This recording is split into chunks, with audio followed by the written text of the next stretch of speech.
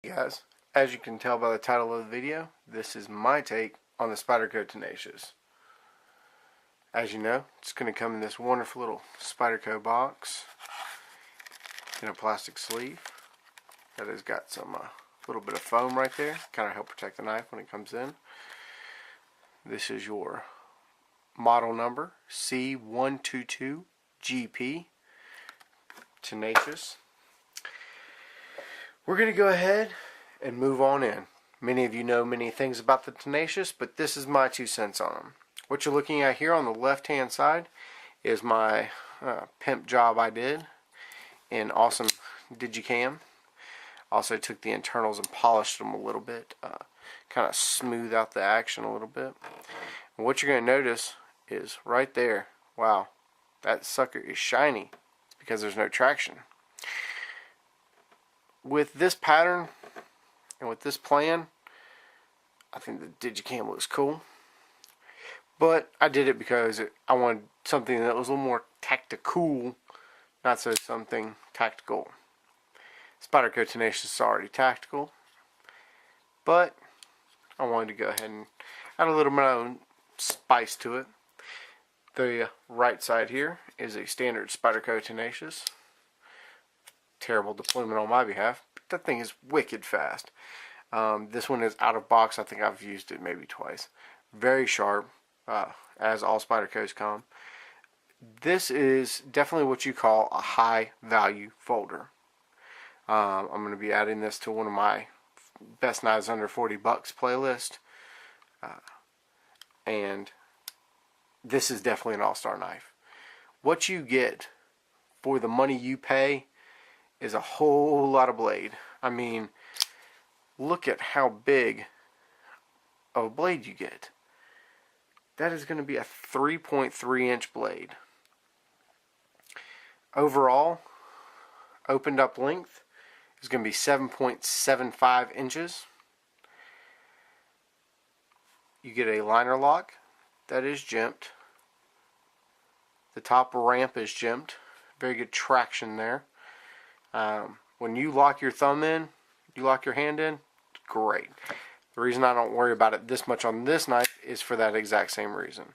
I got good traction here, I got good little bit of traction here. I can definitely get a hold of it if I am pressed into that tactical role.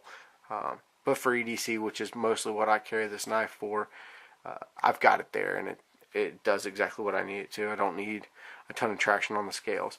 The reason I did not groove that out is because it is a thin layered. As you can tell, this is not all the way through. I thought about texturing it, but when I realized I would indeed destroy the pattern, that would make no point. That would make no sense. Closed, the Spyderco Tenacious is 4.44 inches. They say that it is 4 ounces in weight. A little bit of discrepancy in that. Let's see here what we got.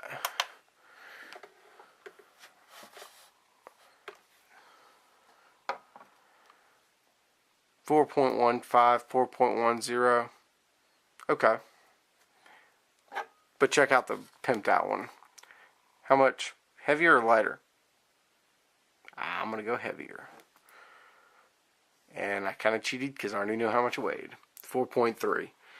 Now the reason you're going to be like, wow, 4.3 ounces, you know, that extra 0.2 doesn't seem like a lot. When you start piling a ton of stuff in your pockets like I always do, because, you know, you've got to I always carry a flashlight on me. I always carry certain things on me. That extra 2.2 ounces really starts stacking up, especially if you throw like another little small pocket knife in. You know, stuff like that really starts to add up. So be careful what you add in. 4 ounces is pretty much my limit for what I like to carry. Now, if I can get a bigger blade for more of a tactical use, then I might compromise a little bit on the weight. In case if I'm going out into an area or a night that I'm feeling might not be particularly a safe area for some reason, I will carry a bigger knife. Or if I'm going somewhere where I can't carry my gun, I'll carry a bigger knife. So that's another reason, another role I see this Tenacious actually fitting into. It is full flat ground, which many people really like. Great for food prep. I actually used this one for food prep the other day. Works great. This blade does have a polished finish, and for that reason, and that reason alone, where I live is not great. I live in a high humidity area. This blade is HCR 13 MOV. What does that mean? It's going to rust. In fact, I left it in a drawer over 2-3 nights. It's my EDC drawer, my EDC knife drawer. This particular knife already had rust spots on it. So because of that, I know whenever I go to put this knife away for a couple days at least, I'm going to want to put some ballistol or rim oil or something, coat it lightly to where it can be protected. One of the things that makes this knife come in around 4 ounces are these wonderful milled out liners. Spyderco does a pretty good job on milling out a lot of their liners. Let me see if I can get that. There we go. Heck. We had it. Oh, well. There we are. Alright.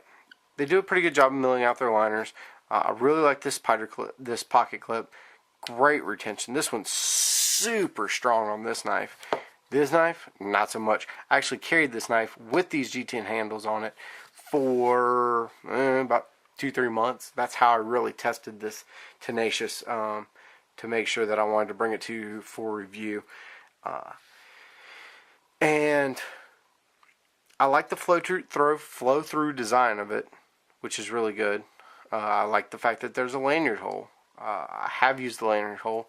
My biggest gripe with this particular one is you can see it right there. Boom. Missing a screw. Well, Chris, why are you missing a screw? Because I lost the damn thing. I was EDCing this knife and it popped right on out. Now I know what some of you are saying, oh, it's because of the liners. Actually, I milled that portion of the liner down to where it is the same thickness. That screw fit in there perfectly. Also, these screws on this Gen 1 that I have, I guess, what I'm going to call it is Gen 1, is they're not hardened. They're called Spyderco's torque screws. Did some research on them. Apparently a lot of people have problems with them. And this is what I'm going to call, like, I guess a Gen 2. Now that's a true Torx right there. Let's see if we can spot it. Yeah, it's hard to see. But that is actually a true Torx. They say that's a Torx. It's not a Torx. Actually, Allen head will fit that, though. That's how I took this thing apart initially. These Torx screws are hardened steel. They're awesome. The new knife is phenomenal. This one, and it's not all that great. In fact, I'm going to call Spyderco, let them know, hey, I lost my pocket clip screws because they're not hardened, and when I guess I couldn't tighten them down all the way, and it stripped out. So, hook me up. I need some new screws. So, yeah, I took it apart. Yeah, I probably shouldn't have, but it's a knife. If it's got screws on it, I should be able to take the damn thing apart. I need to be able to adjust pivot points. This one, as you can tell, a lot more off-center. That is because of the handle material. Whenever I had to inlet it, like I said, going to be redoing these handles. Not quite how I want them. Now to the kicker. It's made in China, but for around a $35 price tag, this much knife is going to be made in China. So whenever you get the opportunity to get something that is this high value, you're going to have to suffer and have it say, okay, hey, it's coming out of China. You know what? I'm going to suck it up. I'm going to buy it because $35 gets you a really awesome knife.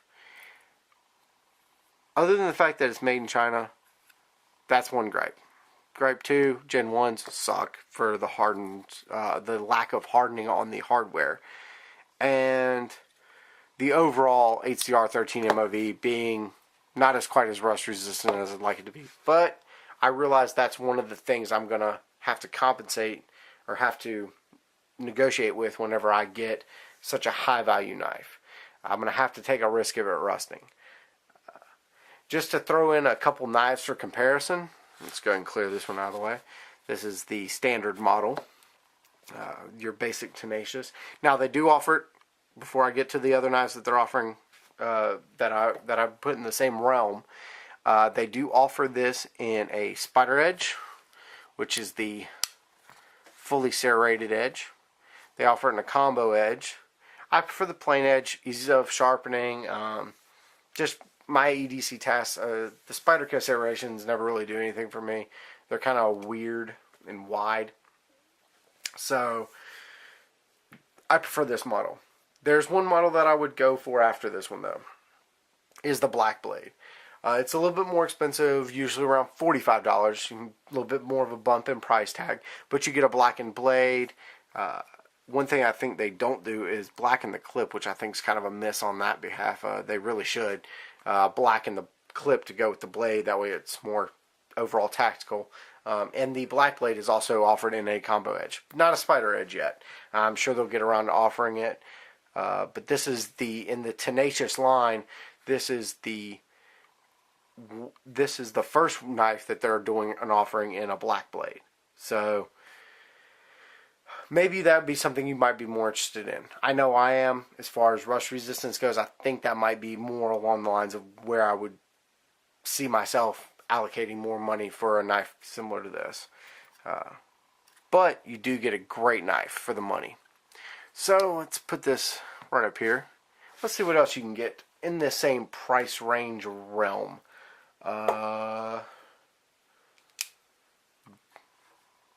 Kershaw Select Fire. Haven't reviewed this one yet. Been meaning to. As y'all saw in my Kershaw for $10 video. I got this one for $10. Dude, $10? $35? 8CR13 MOV out of China. Combo edge, not too crazy on. Kershaw serrations, a lot like Spyderco's. Which one am I taking? Depends on the task. If I am in a area where I think I'm going to be doing a little more handiwork, something I might need a screwdriver on me for, I'll probably run with this one. Let's check out the weight on that real quick. 5.3 ounces. Yeah. That's the price you pay whenever you get awesome capabilities with flathead and Phillips heads. 35, 10. I think now this can be found for around $15 some places. Another one in that same realm. Boom, Kershaw Crown. Another 8CR13 MOV blade. I believe we're looking at micarta handles.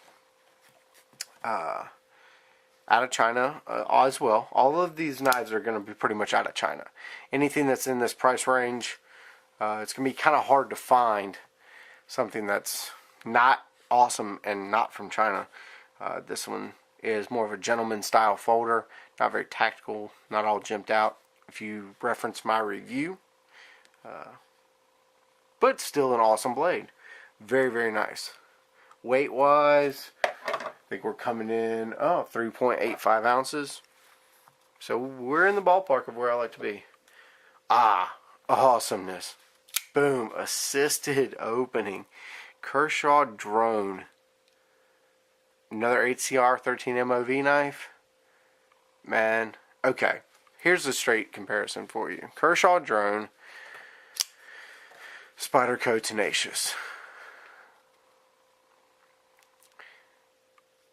$20, $35. Come on, man. You can't tell me that you're not getting a whole lot for your money on this.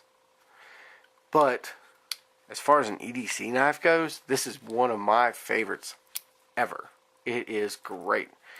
Zytel handle, Zytel backspacer, coming in at 3.4 ounces. Hard to beat, hard to beat. Couple more. Oh, real cheapy. Oh, that was a shitty deployment. There we go. Got a flipper design, MTech USA. It says MTech USA Extreme, made in China. 440C steel, not quite as good as the HCR as far as resharpening capability. Cool blade design though. Dude, $12, Amazon.com. Yeah, it's a cheap China knife, and it only carries tip down, but I'm talking about value knives. That's a very high value knife for what you get. Not only is it aesthetically cool, it's definitely a really aesthetically pleasing knife. Functionality in the realm. Oh, one of my new favorites. Boom.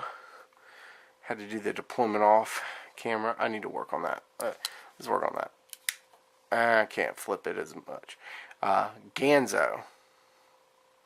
This is meant to model the Axis folder.